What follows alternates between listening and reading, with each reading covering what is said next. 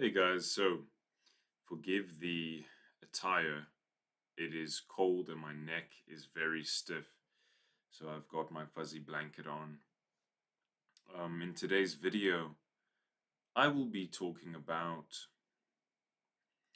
success through the process of making your life into an offering. So, what does it mean for something to be an offering as opposed to something being a sale? An offering means that you give something wholeheartedly for the benefit of the other person that receives it without expecting anything in return. So essentially, you are focusing on the act of giving and what you are giving, as opposed to any result that you may receive from that thing. Okay? And naturally, this is a very selfless act to give something without expecting anything back in return. It's an amazing feeling. And I feel a great sense of joy making these videos because these videos are my offering to you. They are compacted information which I give to you free of charge. Whether you would like to take it or not, I give it to you. And I do have things that you can buy, like my Zenith scroll, but I offer these things nonetheless for free, and I try to be my best when I make these videos. So, what does it mean to make your life into an offering, and how can this assist in success? Okay, so when you make your life into an offering, you are focusing on the process, not the outcome. Okay?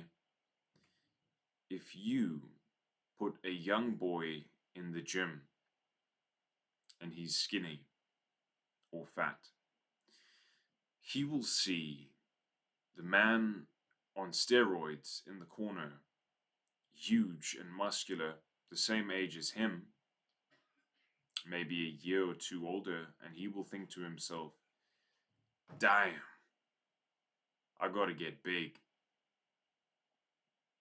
He's already focused on the outcome, but he doesn't even know how to train. He doesn't even understand why he is training. He just sees the image of what he wants to be. He has no reasoning. He has no why. He has no purpose, no dharma to become this thing, nor does he know how. And he approaches from this standpoint of not knowing why and not knowing how. And as you stumble along this path, looking at outcomes based on fantasy, based on desires which you have, and so selfishly, you just want to get there. And that's why a lot of people take steroids. They get the steroids going, boom, get jacked in like 6 months with some good food and dieting, and bang. Okay. And then, you know, you've achieved the result. But in fact, it's going to damage you and other people a lot more than what it's going to help you. If you achieve the result without understanding why you did it, without understanding your reasoning, your path, what you actually want to achieve. Because if you look at desires as opposed to your calling, your gifts, your talents, your inclinations, if you look at desires, they will distract you. And yes, we have desires innately. We all have desires. That is the nature of physical beings. But when we have dharma, when we have purpose, we are able to approach those desires in a more graceful way, in a more meaningful and profound way. And the results are a lot longer lasting, and they do not damage us, they build us. Just as you can walk into the gym, see the big guy, yo, I need to get big. You walk up to him, you get the number of his roid dealer, and you start taking some roids. You start taking some protein shakes. In a few months, you get jacked. Maybe a year, you get jacked.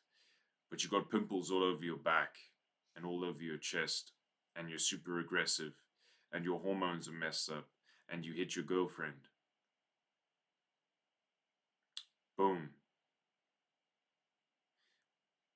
But let's say you had a look at reasoning, dharma. Why should I be muscular? Because it holds a certain aesthetic.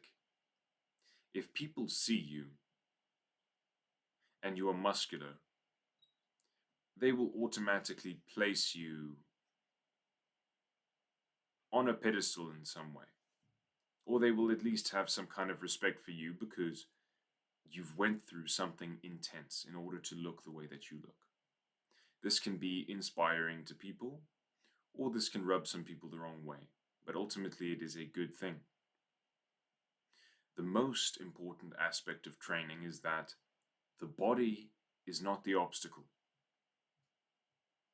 In life, if something is an obstacle, it should not be the body. The body should be prepared for absolutely anything that could come your way. Okay? So you should be as strong as needed for the things which you are going to do in your life or plan to do in your life. But ultimately, everyone should have some basis of physical prowess, if possible. Okay, so how does this tie in? When we look at the two approaches, this guy understands why he is training. He actually trains harder than the guy who's taking steroids, but it may take him a bit longer. But he is patient. He does not chase the image. He embodies strength. He embodies beauty. He embodies moving beyond obstacles. Okay? The other person follows a similar path, but destroys themselves in the process. But the dharmic man who has patience, he arrives at his destination whole. And so, how does this tie into making your life into an offering? It means to not look at what you are going to get from a situation, but simply looking at why you are entering into a situation, and once you are in that situation, how well you can conduct the situation, okay? With a certain amount of devotion to life. Making yourself into an offering will lead to flow. Because when you are chasing desire and imagery,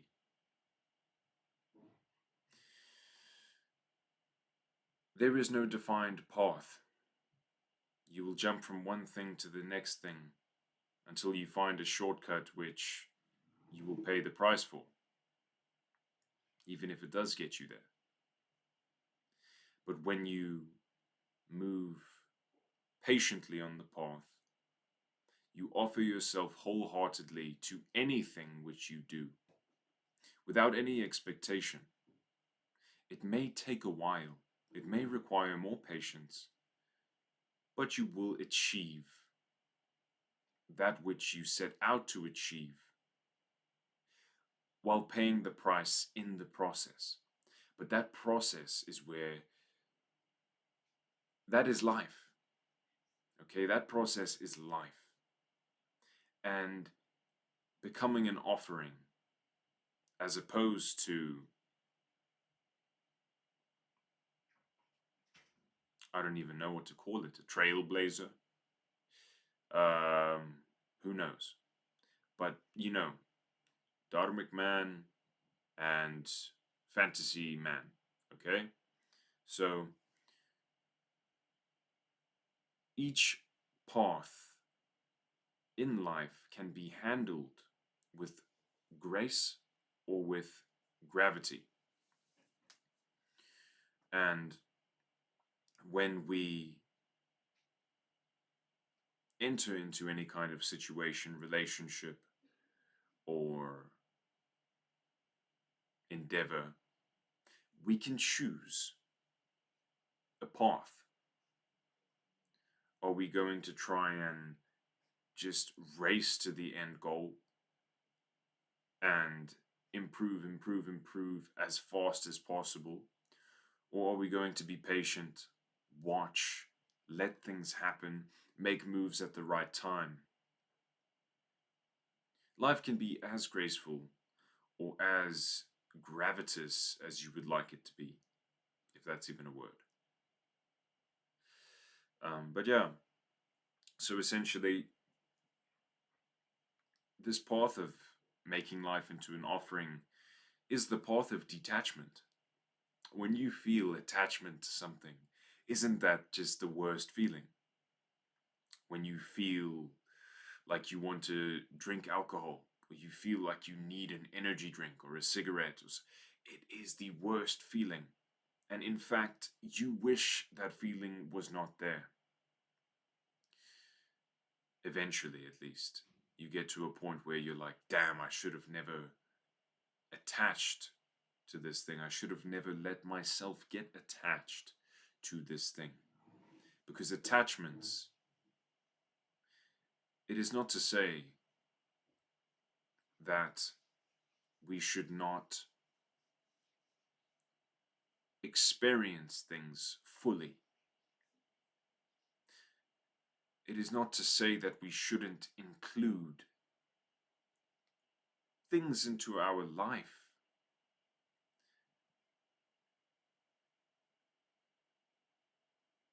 But we should be all inclusive in our nature. We do not attach or involve ourselves deeply with one thing, but we allow our love and our essence to spread consciously to everything, because everything is a fragment of you. We are only separated by who we believe ourselves to be. We are only separated by the ego. Each one of us exists as empty space, a certain kind of nothingness, the observer. We are the negative space, the void. But in that we are full, and we are the source of everything. And when that empty space observes energy, memory is created. If I look at you,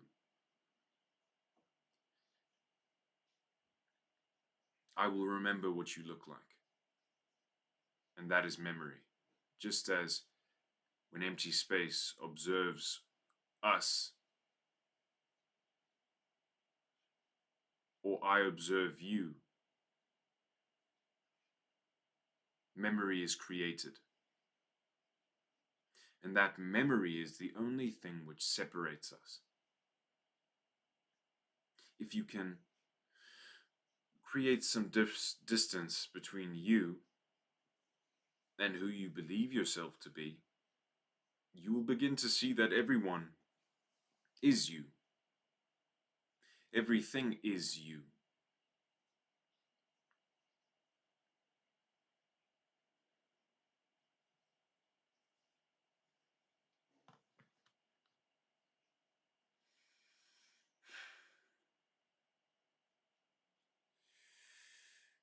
I'm going to end that there. Namaste, and I will see you guys very soon. Drop a watch out if you finished the video.